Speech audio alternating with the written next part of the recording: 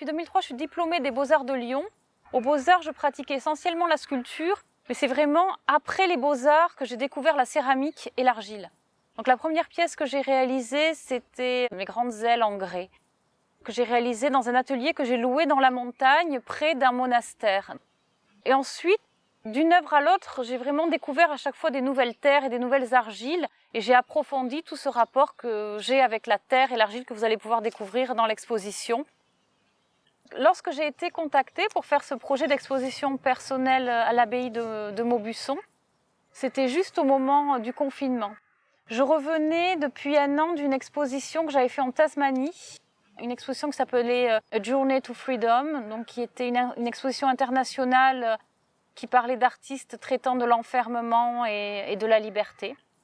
Et là-bas, j'ai découvert différents sites, dont The Female Factory, qui m'a fait découvrir tout un pan de l'histoire qui était très troublant. Toute cette période, fin 1800, début 1900, où on envoyait des femmes au bagne, des reléguées. L'idée, c'était que l'État vide les rues de la petite délinquance et peuple les colonies.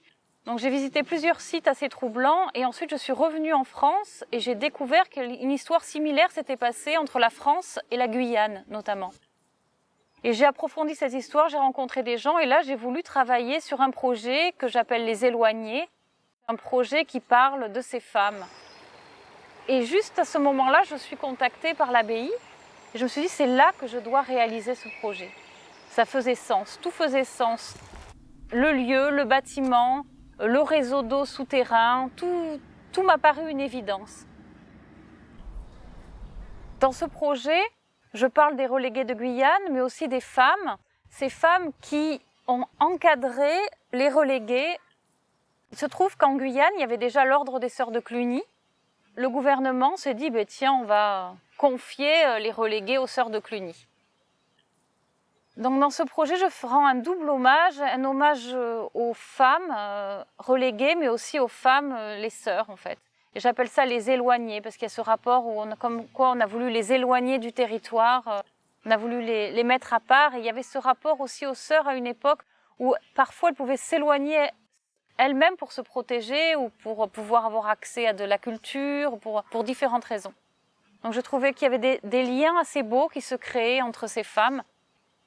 Dans la salle du parloir, j'ai fait une sélection d'œuvres qui parlent vraiment de force tellurique et de la matière et de la terre.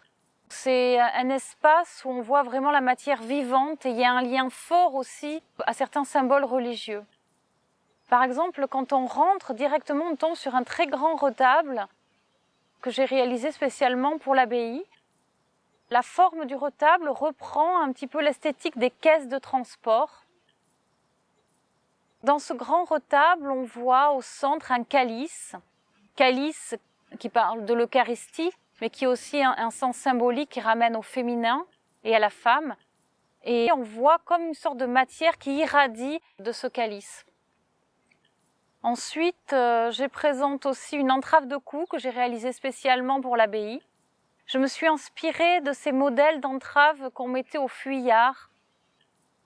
Quand un esclave s'échappait, pour ne pas qu'il récidive, on lui mettait une entrave qui était avec de grands pics.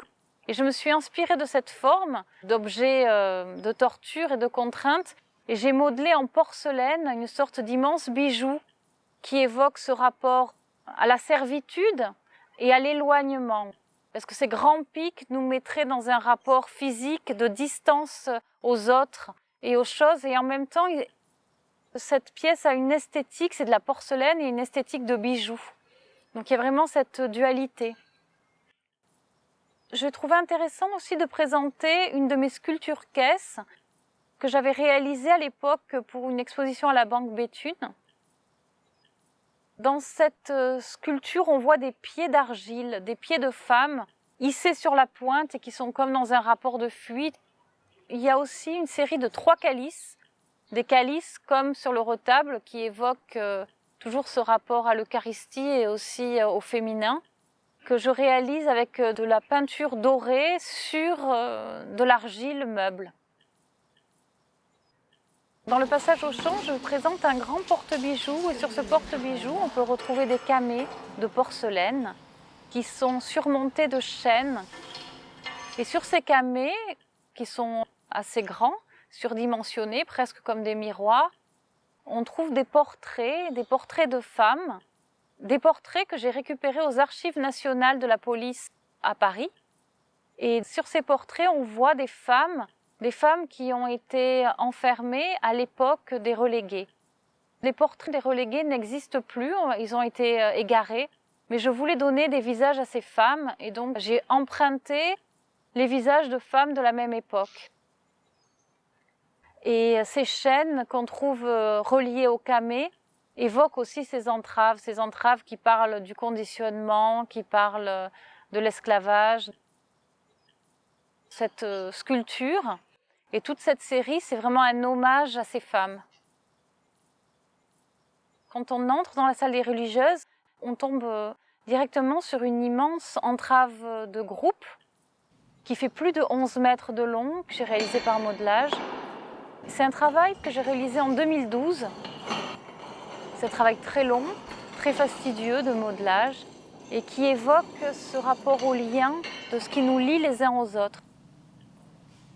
Et je trouvais que c'était intéressant, dans le contexte de ce projet, de présenter cette œuvre. Ce que j'ai ajouté, c'est un socle qui est composé de palettes, comme ces palettes qu'on utilisait pour transporter des marchandises.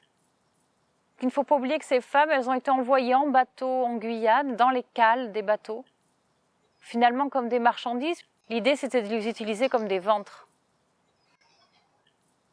Et dans cette même salle, on trouve une femme que j'appelle femme proue, que j'ai réalisée en collaboration avec des artisans, un centre à Limoges qui s'appelle le Craft, et aussi les Compagnons du Devoir. Cette figure de proue, c'est un hommage aussi à ces femmes qui ont fait les traversées dans les cales des bateaux. À travers les différentes époques, la figure de proue, elle a vraiment toute une symbolique assez passionnante. Et je trouvais que c'était beau de représenter une de ces femmes qui évoquerait toutes ces femmes en figure de proue. Et elle est en porcelaine et en bois. Pourquoi la porcelaine? Parce que la porcelaine, à une époque, c'était quelque chose d'extrêmement précieux, quelque chose que tout le monde voulait posséder pour montrer sa puissance. Et de là est née toutes les grandes manufactures. Je présente aussi toute une série de tableaux-caisses qui reprennent l'esthétique des caisses de transport. Et à l'intérieur, je viens travailler avec une argile que dans un premier temps, je fabrique. C'est une argile rouge qui ne sèche jamais, qui reste toujours dans un état entre deux, qui reste dans cette sensation vivante. Cette terre où tout est possible, un simple geste peut transformer la matière. Et du coup, ça met une poésie à cette matière.